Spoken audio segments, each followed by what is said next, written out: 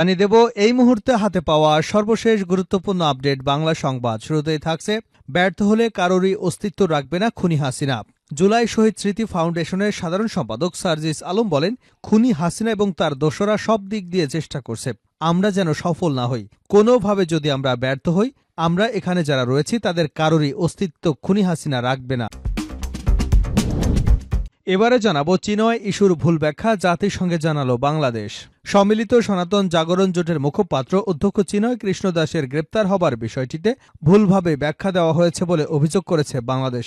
জাতিসংঘের একটি বিবৃতিতে এমন অভিযোগ করা হয়েছে বাংলাদেশের পক্ষ থেকে। জানাবো অন্তর্বর্তী সরকার নির্বাচনের পথে হাঁটছে ধর্ম উপদেষ্টা।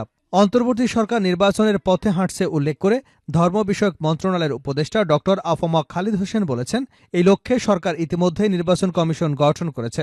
কমিশন ভোটার তালিকা হালনাগাদসহ নির্বাচনের সার্বিক প্রস্তুতি সম্পন্ন করে সরকারকে সবুজ সংকেত দিলে প্রধান উপদেষ্টা নির্বাচনের তারিখ ঘোষণা করবেন। এই নির্বাচনের মাধ্যমে একজন ভোটার তার পছন্দের প্রার্থীকে ভোট দেওয়ার স্বাধীনতা পাবে। শিশির মনির এবারে থাকছে জাতীয় ঐক্যের ডাক দিলেন ৫০ বিশিষ্ট নাগরিক। অন্তর্বর্তী সরকারকে সমর্থন জানিয়ে ক্ষমতাচ্যুত স্বৈরাচারী শেখ হাসিনা ও তার দোসরদের সব অপচেষ্টা রুখে দিতে জাতীয় ঐক্যের আহ্বান জানিয়েছেন দেশের ৫০ জন বিশিষ্ট নাগরিক। শনিবার এক যৌথ বিবৃতিতে তারাই আহ্বান জানিয়েছেন। প্রধান উপদেষ্টার প্রেস সচিব শফিকুল আলম তার ভেরিফাইড ফেসবুক পেজে বিবৃতিটি শেয়ার করেছেন। এতে বলা হয়েছে, গত ৫ আগস্ট ঐতিহাসিক গণঅভ্যুত্থানের মুখে স্বৈরাচারী হাসিনার পতন ঘটে এবং হাসিনা দেশ ছেড়ে পালিয়ে যায়। এর মধ্য দিয়ে বাংলাদেশ এক নতুন অধ্যায়ের সাক্ষী হয়েছে। এদিকে ২১শে আগস্ট গ্রেনেড হামলা মামলার রায় আগামীকাল। বহুল আলোচিত ২১শে আগস্ট গ্রেনেড হামলা মামলা রায় রোববার ঘোষণা করবে হাইকোর্ট। বিচারপতি এ.কে.এম. আসাদুজ্জামান এবং বিচারপতি সৈয়দ এনায়েত হোসেনের হাইকোর্ট বেঞ্চ এ রায় দেবেন বলে জানিয়েছেন আসামি পক্ষের আইনজীবী। এবং সর্বশেষ জানাবো আন্তর্জাতিক সংবাদ। বিজয়ের ঘোষণা দিলেন লেবাননের যোদ্ধাদের প্রধান। লেবাননের সঙ্গে ইসরায়েলের যুদ্ধবিরতির সম্মতির পর তা কার্যকর হয়েছে।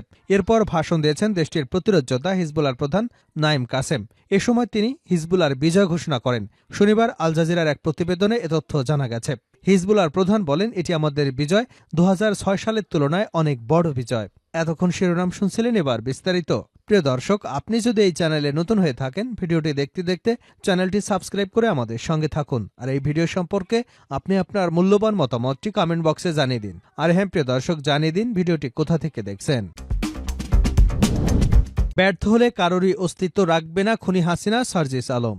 জুলাই শহীদ স্মৃতি ফাউন্ডেশনের সাধারণ সম্পাদক সার্জিস আলম বলেন, খুনি হাসিনা এবং তার দোসররা সব দিক দিয়ে চেষ্টা করছে, আমরা যেন সফল না হই। কোনোভাবে যদি আমরা ব্যর্থ হই, আমরা এখানে যারা রয়েছি তাদের কারোরই অস্তিত্ব খুনি হাসিনা রাখবে না। ৫ আগস্টের আগে অনেক শহীদ পরিবার রয়েছে, ঠিকমতো লাশ দাফন করতে দেওয়া হয়নি, বাড়িতে থাকতে দেওয়া হয় নাই, হয়রানি করা হয়েছে।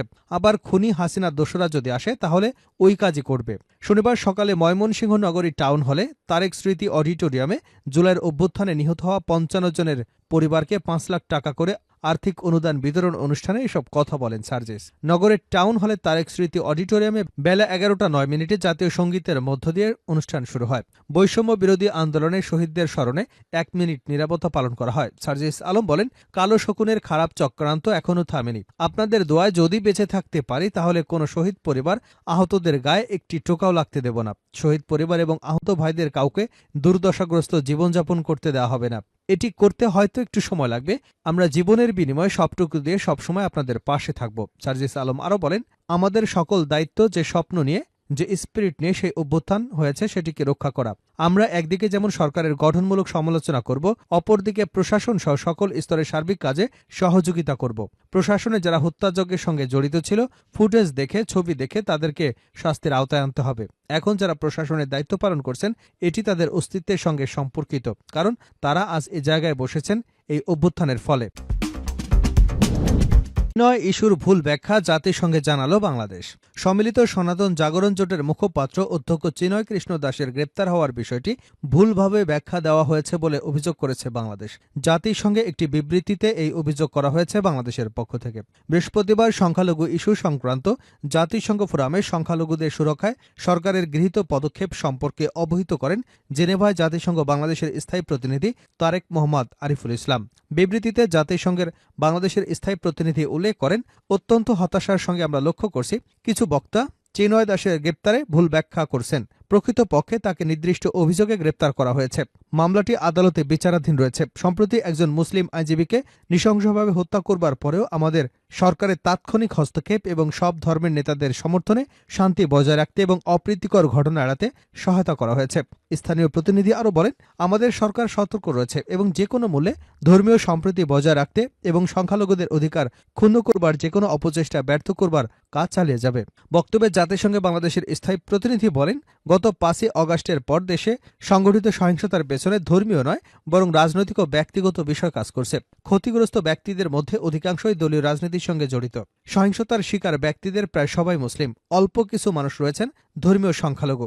দেশের সংখ্যালঘুদের উপর পদ্ধতিগত কোনো হামলার ঘটনা ঘটেনি, বরং জুলাই গণঅভ্যুত্থানের পর বিশ্ব দেখেছে দীর্ঘদিনের সাম্প্রদায়িক সম্প্রীতি অনুসরণ করে সংখ্যালঘু সম্প্রদায়ের লোকজনকে রক্ষায় পুরো বাংলাদেশ কিভাবে এগিয়ে এসেছে। ২১শে আগস্ট গ্রেনেড হামলা মামলার রায় আগামীকাল।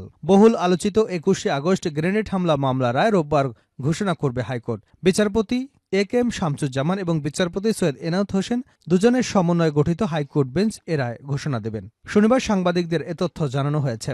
আওয়ামী লীগ সরকারের পতনের পর হাইকোর্টে নতুন করে শুরু হওয়া চাঞ্চল্যকর ২১শে আগস্ট গ্রেনেড হামলা মামলার ডেথ রেফারেন্স এবং বিচারিক আদালতের রায়ের বিরুদ্ধে আসামির করা আপিল শুনানি শেষ হয়েছে। বিচারপতি এ.কে.এম. আসাদুজ্জামান এবং বিচারপতি সৈয়দ এনায়েত হোসেনের সমন্বয়ে গঠিত হাইকোর্ট বেঞ্চ শুনানি শেষে মামলাটি রায় ঘোষণার জন্য অপেক্ষমান রাখেন।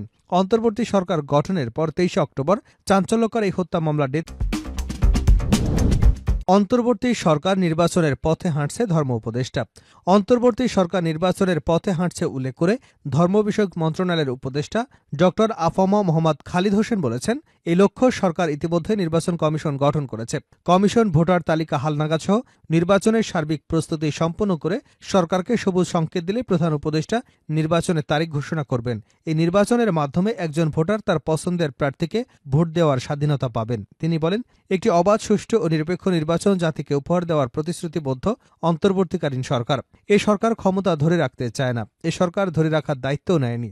নির্বাচনের মাধ্যমে যারা বিজয়ী হবে তারা সরকার গঠন করবেন। নির্বাচিত সরকারের কাছে অন্তর্বর্তী সরকার দায়িত্ব হস্তান্তর করবে। রাজধানীর ডিপ্লোমা ইঞ্জিনিয়ারিং ইনস্টিটিউটে বাউফল ফাউন্ডেশন কর্তৃক জুলাই আগস্ট গণঅভ্যুত্থানে শহীদ গুণীজন এবং কৃতি শিক্ষার্থী সংবর্ধনা অনুষ্ঠানে বাউফল ফাউন্ডেশনের চেয়ারম্যান ড শফিকুল ইসলাম মাসুদের সভাপতিত্বে অনুষ্ঠিত সংবর্ধনা অনুষ্ঠানে প্রধান অতিথির বক্তব্যে তিনি এসব কথা বলেন। ধর্ম উপদেষ্টা বলেন, সাম্প্রতিক সময়ে একটি গোষ্ঠী রাষ্ট্রের শান্তি শৃঙ্খলা বিনষ্টের চক্রান্ত করছে। তাদের কোনো চক্রান্ত সরকার সফল হতে দেবে না। যারা রাষ্ট্রের শান্তি শৃঙ্খলা নষ্ট করতে চায় তাদের কোনো ছাড় দেওয়া হবে না। প্রচলিত আইনে তাদেরকে বিচারের মুখোমুখি হতে হবে। অন্তর্বর্তী সরকার জনগণের সরকার, সুতরাং এই সরকার জনগণের প্রত্যাশা পূরণে কাজ করবে।